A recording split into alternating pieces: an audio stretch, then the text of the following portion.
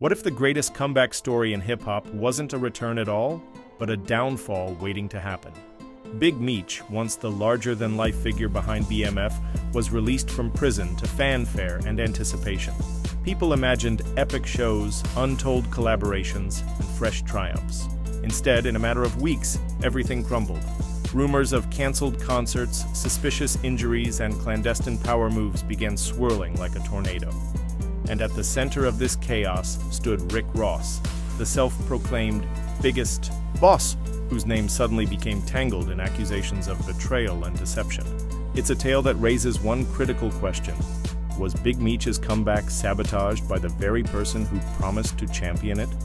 Before we rush to place blame, let's step into the world of sudden cancellations, swirling accusations, and revelations that could shake hip-hop to its core. Because once we follow these threads, we uncover a deeper story about loyalty, authenticity, and how easily trust can be exploited. But that's only the tip of the iceberg. For years, Big Meech was a mythic figure behind bars, a man with unwavering reputation, formidable connections, and a legendary aura that refused to fade. When news hit that he'd be walking free, the hype machine ignited like wildfire. Fans imagined BMF's triumphant return, star-studded events, major business deals, and new collaborations to amplify his story. Everyone wanted a piece of that celebratory moment. Suddenly, Rick Ross stepped in with a promise as flashy as anything rap had ever seen, a massive benefit concert headlined by the biggest names in the game. Early whispers suggested that the show would raise significant money for Big Meech's renewed life and support his family.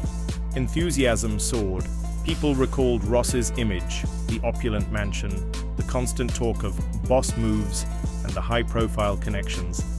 If anybody could stage a spectacle worthy of Big Meech's homecoming, it had to be him. From the outside, it looked like a match made in hip-hop heaven. Meech was free, ready to rebuild. Ross had the resources, the audience, and enough star power to make the event a cultural phenomenon. Online, you'd see posts from Ross praising Meech and dropping hints about a new era of BMF. But behind these congratulatory messages lurked a more complicated reality, one that would unravel faster than anyone could have predicted. And what came next changed everything.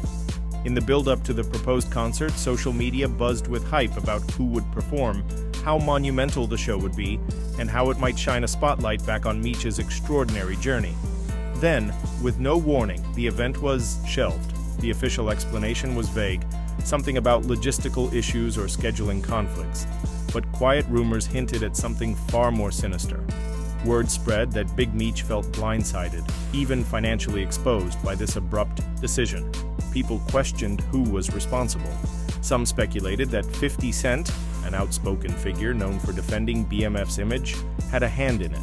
Others pointed fingers at local authorities or unseen parties who allegedly didn't want Meech back in the public eye. Yet the loudest accusations eventually circled around Rick Ross himself, with insiders suggesting he'd worked behind the scenes to sabotage the entire affair. Almost overnight, Meech found his comeback stalling. Sponsors pulled out, promised funds evaporated. Friends and family who hoped the concert would help stabilize his finances were left feeling betrayed.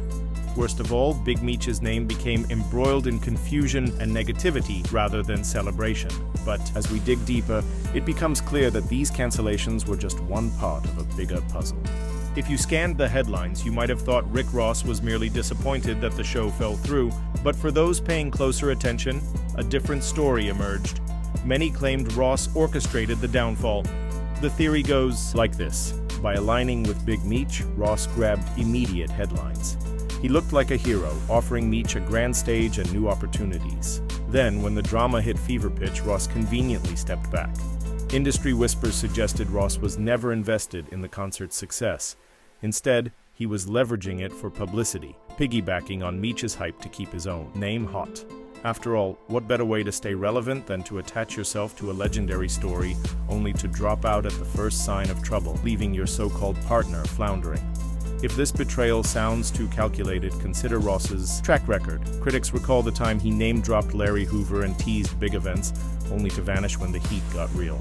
They point to the suspicious coincidences around many of Ross's canceled shows, suggesting a pattern. Big talk, big promises, and then ghosting when it's time to deliver. Throughout this entire saga, Ross remained conspicuously silent about the specifics of the cancellation.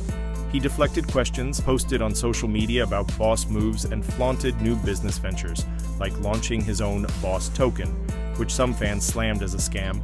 But was this silence a sign of guilt, or simply the behavior of a businessman protecting himself? What's undeniable is that while Ross soared, Big Meech fell, and if you ask many observers, that was by design. To understand how much Big Meech lost, you have to see what he walked away from. For years, 50 Cent was the one steadily championing Meech's story.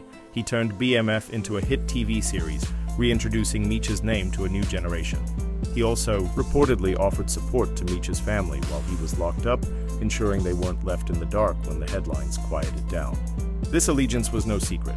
Industry insiders say 50 spent real money to keep the BMF brand alive and thriving. He brought on creative minds, inked deals, and shaped a narrative around Meech's life. So when Meech emerged from prison, many assumed he would naturally partner with 50 in some high-profile ventures. That's why it rattled people when news broke that Meech was linking arms with Rick Ross for the grand concert instead of working closely with 50. Suddenly, Meech seemed to sideline the man who kept his legacy relevant. In response, 50 Cent didn't hold back, posting cryptic images online, making sly remarks and fueling speculation that Meech was biting the hand that fed him. The conflict escalated.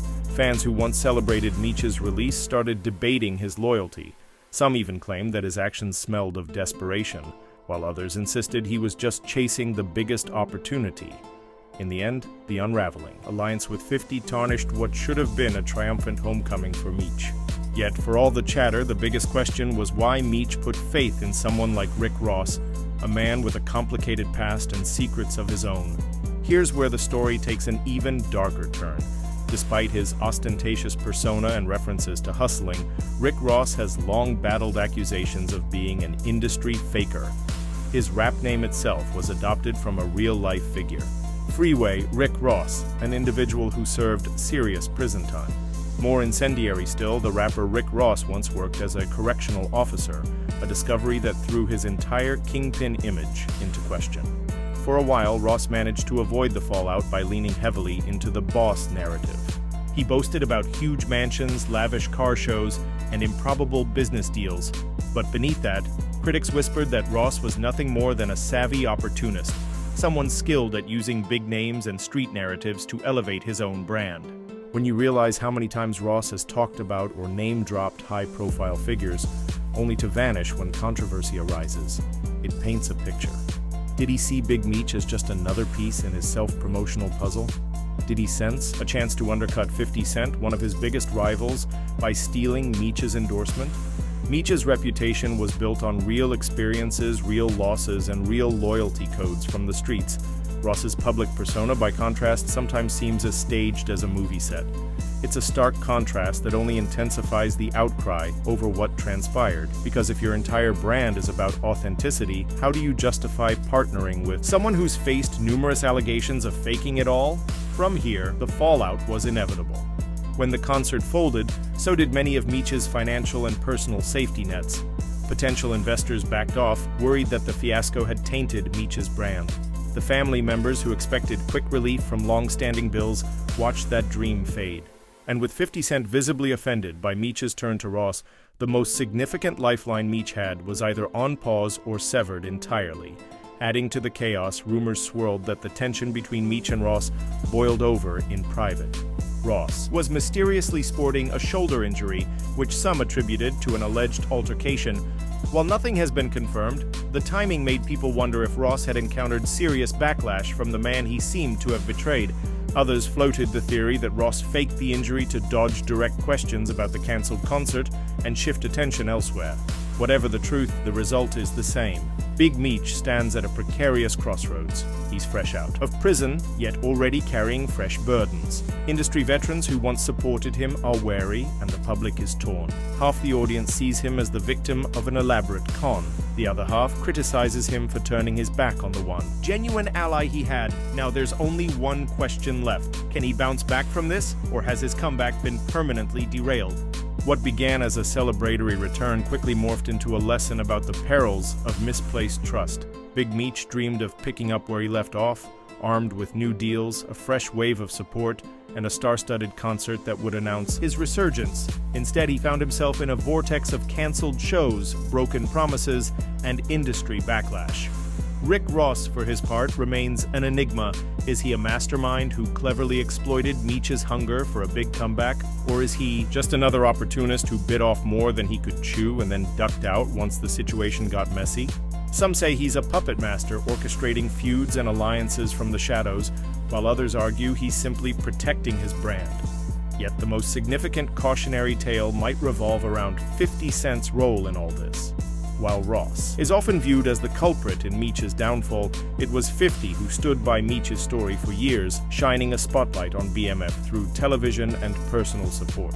That bridge now appears singed, if not completely incinerated. Will Big Meech reconcile with 50 Cent, or is the partnership beyond saving? Will Rick Ross face tangible consequences, or will he continue finding new ways to bolster his image at others' expense? Only time will tell. One thing is certain, the hip-hop world is watching, and everyone is learning that in an industry built on loyalty and credibility, trusting the wrong person can be the ultimate downfall. So ask yourself, in a game where everyone claims loyalty, how many are truly looking out for you, and how many simply want to harness your name for their own ambitions? Until the next chapter unfolds, remember that sometimes the real story hides between the headlines, waiting for those who dare to look beneath the surface.